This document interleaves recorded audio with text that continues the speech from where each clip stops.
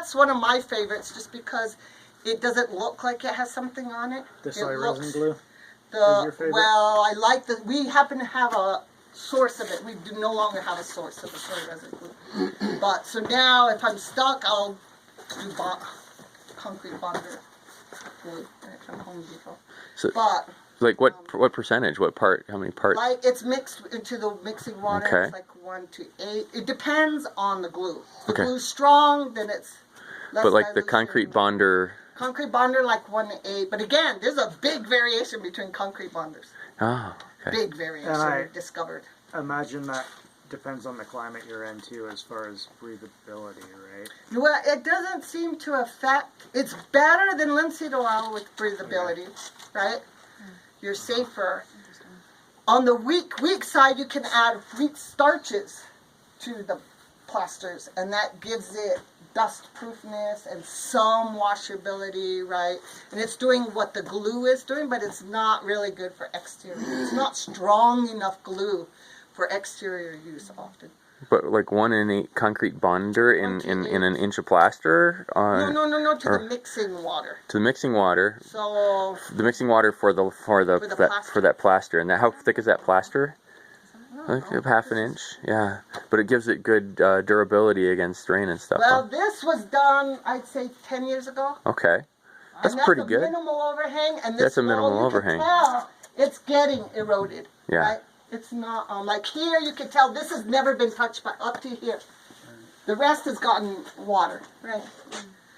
This also has it on, and it went on finished, thinly, just because it was cement with latex. I said I can't stand the look, so we just went over it quick.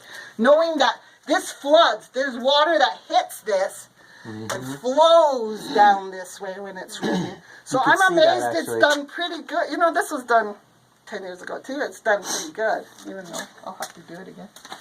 So where's soy resin glue on the spectrum of weak to strong? Oh, it's pretty strong because she was using it for her. It was a clay paint company. Okay. And she was using it as the base for her clay paints. And she was getting it from England, so it wasn't exactly. But she was buying giant sources. So when she closed her business down, she gave us her certificates. What business was that? She sold it to BioShield. Okay. But she was in Patagonia, and I forget what she was called. Clay something. But it's now taken over by BioShield. Yeah. One thing that I've had really good experiences with the finished plaster, I'm a huge fan of horse manure. Yes, and horse manure has glue in it. Right, but what I really like about it is once I get the material on, right before it dries, like you were talking about out there, I let a whole wheelbarrow of horse manure just soak for like weeks on end, and then I take the juice, and then I screen the juice out, and then I mix it in, and I do a lot. So you're doing a similar wash over that because horse manure has an amazing amount of natural oils in it from the enzyme activity of breaking down the grasses, and that is a nice water shield. There's also something in the horse urine that is supposed to be really good with the clay plasters. So do you just sip that, or you want to showed it down? Like shots. Shots, okay. Not easily. I really easily cook. And in Europe, they do tons of cow manure. Yeah. And all exterior plasters have cow manure in it over there. But again, it's, do you have cows? Do you have, it's getting these sources, right? I've used both, and I've had good luck with both. Like, you know, they have great, is better with horse manure, I think. They have great success they swear by it over there too. And so whenever we go over there, we work with a lot of horse manure. I think you get a much harder cow manure. Yeah, much harder durable finish with the cow manure. I mean, with the cow manure. The fibers. But there's something different in their stomachs. Well, because horses only have two stomachs, right? and you have to use it really fresh with a cow. With the I've literally taken a shovel up to a horse's ass, and because I like to get it fresh. Literally have, seriously, no joke. And I just use it there, and then I let it ferment sometimes for like a year. Yeah. And then you're also getting more coming out of it. You're extracting it. Right. Fermenting is really good. So you don't reach in. And the Japanese highly believe in fermentation.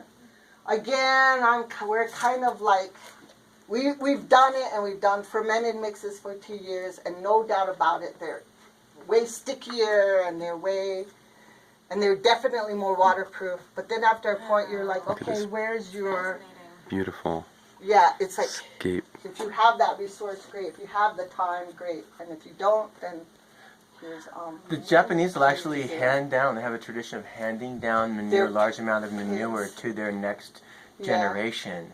Kika was telling me about that. Well, plant trees for their next. Yeah, and Kika was telling me that too, and I told him, I said, hey, I got a problem. I got algae growing in my fermented manure, and he's like, That's great. perfect. No, it's good. Keep on going. Yeah.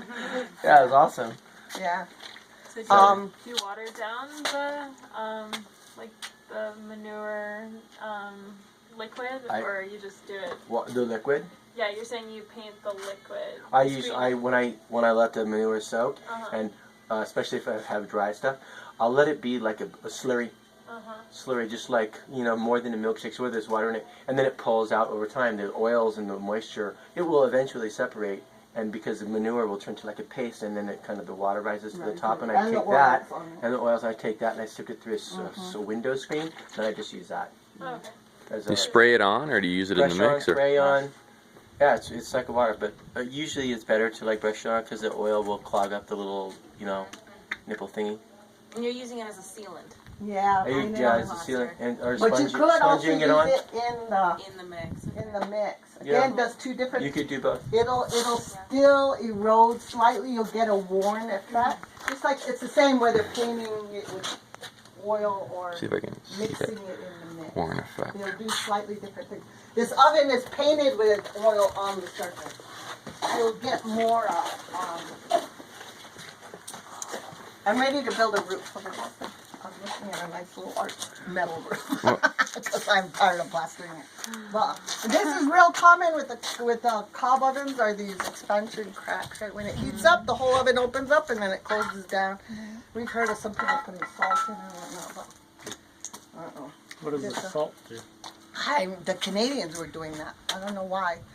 They do Something things. must happen with the firing. I don't know that one. They have healthcare, all kinds of random stuff. Well, that's a Canadian style oven, right? This is Quebec, I don't know. yes. Let's ask it, eh? Style, French Canadian style oven. I grew up doing the beehive ovens, and my mother and I built them a lot, but they're not really good with pizza. Because the heat is too high up. They're good for filling with corn, or even they'll work with bread, kind of. But these, once I discovered this, and we do more pizza than we do corn. Nice. Oh, absolutely. Well, it's like Beyonce says, if you like it, then you should have put a roof on it. Exactly. Long and thin. But you know what? I want to move it. We want to remodel it, so that's why we have it quite done it, because we want to move it over and redo it. So What do you have on there? I'll show you some pictures this of is this badass cement. oven. I know. Nice. I want to see that, yeah. And it has I did a sulfate and combination coloring. Quebec and